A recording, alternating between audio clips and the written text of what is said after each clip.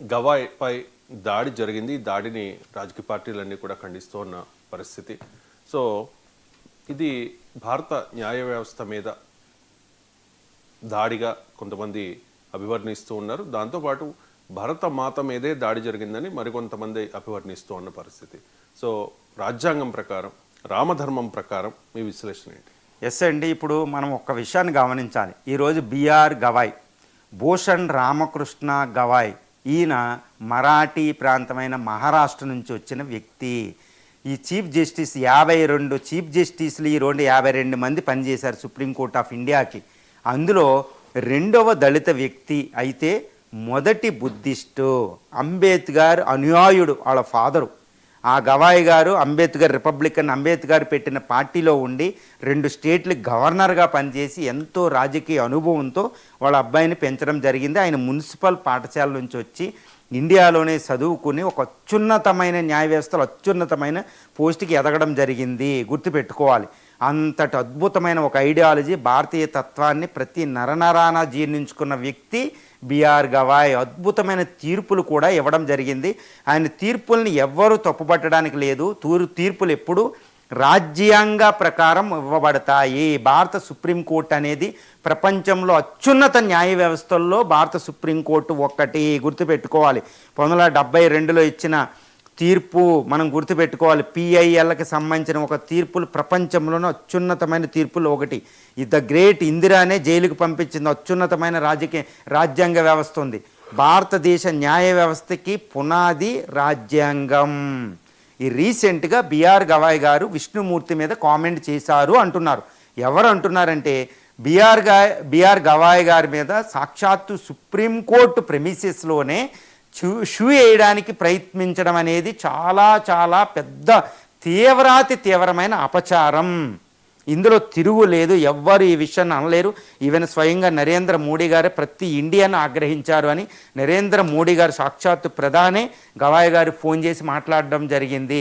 Even DMK to Congress, CPM పార్టీలు, left పార్టీలు, AM పార్టీలు, సివిల్ సొసైటీస్, ప్రతి legal luminaries, every one responded to this issue. అంటే అందరూ ఖండించడం జరిగింది.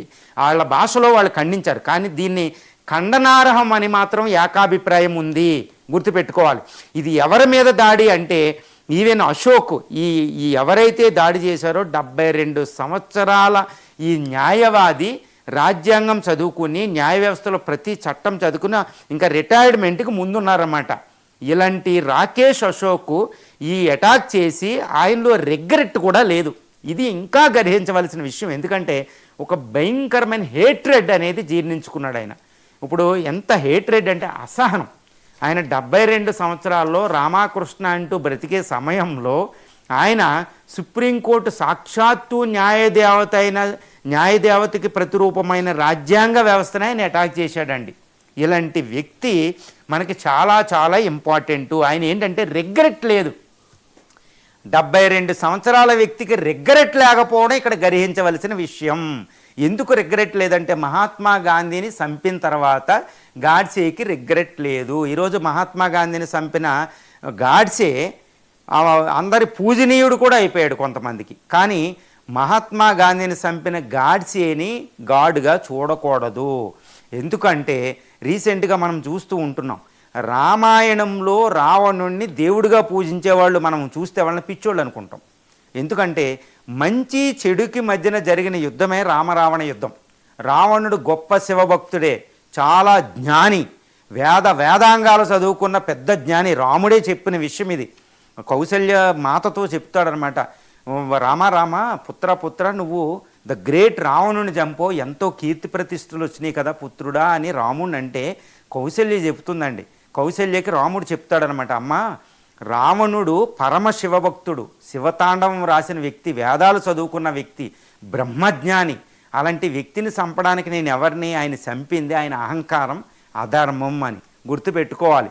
అంటే రావణుని యుద్ధంలో రావణుడు అధర్మానికి, రాముడు ధర్మానికి. ఇక్కడ గాడ్సే గాంధీల్లో వ్యక్తిపరంగా చూడకూడదు, ధర్మం అధర్మం పరంగా చూడాలి. గాడ్సే అధర్మానికి ప్రతినిధి, రాముడు ధర్మానికి ప్రతినిధి. ధర్మానికి ప్రతినిధి అని నేను కాదన్నది. అప్పుడు 33 కోట్ల మంది గాంధీ వెనకాల వెళ్ళడం జరిగింది. 33 కోట్ల మంది. కాబట్టి గాంధీకి ధర్మం ఉంది ఆయన పక్షాన, గాడ్సే అధర్మం. కాబట్టి సహనం తట్టుకోలేక ఆయన్ని 6 సార్లు ప్రయత్నించి 6వ సార్లు అయినా సక్సెస్ అయ్యాడు. అలాంటి గాడ్సేని పూజించడం అంటే రావణుని పూజించినట్టే. కాబట్టి ఎప్పుడు ధర్మం వైపు చూడాలి, అధర్మం వైపు చూడకూడదు. ఈ విషయాన్ని మనం గుర్తుంచుకోవాలి. మహాభారతం, రామాయణాలు, ఏ మత గ్రంథం జరిగినా అందులో ఒకటి ఉంటుందన్నమాట.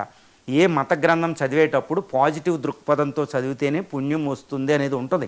మనం అది కూడా గమనించాలి.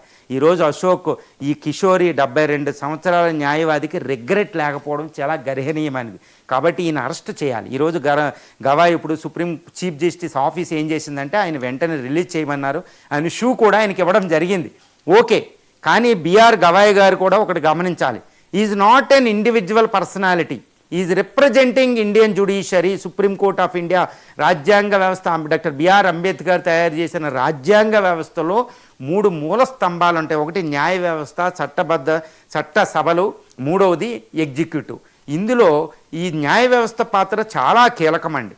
ఎందుకంటే చట్టసభలు కానీ, ఎగ్జిక్యూటివ్ కానీ, అంటే పరిపాలనా వ్యవస్థ కానీ రాజ్యాంగబద్ధంగా లేనప్పుడు దాన్ని ఆర్టికల్ 32, ఆర్టికల్ 226 ప్రకారం రాజ్యాంగ పరిరక్షణ చేసే బాధ్యత సుప్రీంకోర్టు ఆఫ్ ఇండియా. దానికి అత్యున్నతమైన పదవిలో ఉన్న వ్యక్తి కొన్ని విషయాల్ని క్షమించకూడదు. ఈరోజు ఆయన 72 సంవత్సరాల వ్యక్తి షూ వేయడానికి ప్రయత్నం చేశాడంటే ఆయన చట్ట ప్రకారం ఆయన్ని అరెస్ట్ చేయవలసిందే. మోడీ గారు అవసరమైతే బిఆర్ గవాయ్ గారు వదిలితే మోడీ మిగిలిన చట్టం మాత్రం అతన్ని వదలకూడదు. వదిలితే బయటికి రాంగ్ సిగ్నల్ వెళ్తుందండి. ఎవరైనా రేపొద్దున కోర్టులో న్యాయ వ్యవస్థ బాగుండాలి. ఎందుకంటే వ్యవస్థ ఉంటేనే మనకు ఉంటుంది. రామాయణంలో వ్యవస్థను చెప్పారు. రాముడు సీతారాముల లైఫ్ల కంటే, ఇండివిజువల్ లైఫ్ల కంటే వ్యవస్థ, ధర్మం ఇంపార్టెంట్. కాబట్టి ఆ వ్యవస్థ కోసమే ఆయన పరిపాలన చేయడం జరిగింది ఏది అయోధ్య నుంచి. ఇక్కడ కూడా వ్యవస్థ రక్షణ, వ్యవస్థ యందు గౌరవం లేకపోతే ఏం జరుగుతుందో నేపాల్లో చూడాలి. సుప్రీంకోర్టుని, పార్లమెంట్ని ప్రజలు బద్దలు కొట్టారు. ఈరోజు అక్కడ ఏమీ లేదు. బంగ్లాదేశ్లో వ్యవస్థ బద్దలైపోయింది. బంగ్లాదేశ్ ఫెయిల్డ్ స్టేట్ అయిపోయింది. ఇక పాకిస్తాన్ కదా నేను చెప్పక్కల. శ్రీలంకలో ఏం జరిగిందో మనకు తెలుసు, మాల్దీవుల్లో ఏం జరుగుతుందో తెలుసు. ప్రపంచంలో సగం పైగా దేశాలు వ్యవస్థ లేక కొట్టుమిట్టాడిపోతున్నాయి. ఇలాంటి వ్యవస్థలో ఒక భారతదేశం మాత్రం ప్రజాస్వామ్య వ్యవస్థ, రాజ్యాంగ వ్యవస్థ, ఒక అద్భుతమైన వ్యవస్థ ఉంది. ఈ వ్యవస్థ ఉన్నంత వరకే భారతదేశం ప్రగతి ఉంటుంది, లేదా మళ్ళీ బ్రిటిష్ వాళ్ళు అంటూ వస్తారు. కాబట్టి ఈ వ్యవస్థకి ప్రతిరూపం రాజ్యాంగ వ్యవస్థ. కాబట్టి ఈ రాజ్యాంగం అనేది ఒక సజీవ సంస్కృతిలోంచి వచ్చి అన్నింటినీ జీర్ణించుకుని ఎంతో వైవిధ్యం, ఒక ట్రెమండస్, ఒక ఇన్ఫినైట్ డైవర్సిటీ ఉన్న ఒక దేశాన్ని ఒక అద్భుతమైన పునరుజ్జీవం వైపు తీసుకెళ్తుంది ఆ వ్యవస్థ ఉన్నంత వరకే. అలాంటి వ్యవస్థకే సింబల్ అయిన దాని మీద షూ వేయడం అంటే ఇది భారత సజీవ సంస్కృతిపై దాడి, భారత మాతపై దాడి. కాబట్టి ఆయన్ని ఎట్టి పరిస్థితుల్లో శిక్షించకపోతే it would be the wrong signal to the future generations. కాబట్టి ఆయన అరెస్ట్ చేయాల్సిందే. బిఆర్ గవాయ్ గారు కూడా దీన్ని మళ్ళీ పునఃపరిశీలించాలి. ఈవెన్ మోడీ గారు మిగిలిన చట్టాన్ని రక్షించే వ్యవస్థలు కూడా ఆయన మీద చర్య తీసుకుంటూనే ఉంటుంది. ఆయన కూడా మీడియా ముందు ఒక గాడ్సేని ప్రమోట్ చేసినట్టు, భయంకరం ప్రమోట్ చేసినందుకు లిబరల్గా వెళ్ళి ఆయనతో మాట్లాడి నేను ఇది నాకు సమర్థనీయమే అని చెప్పుకోకూడదు.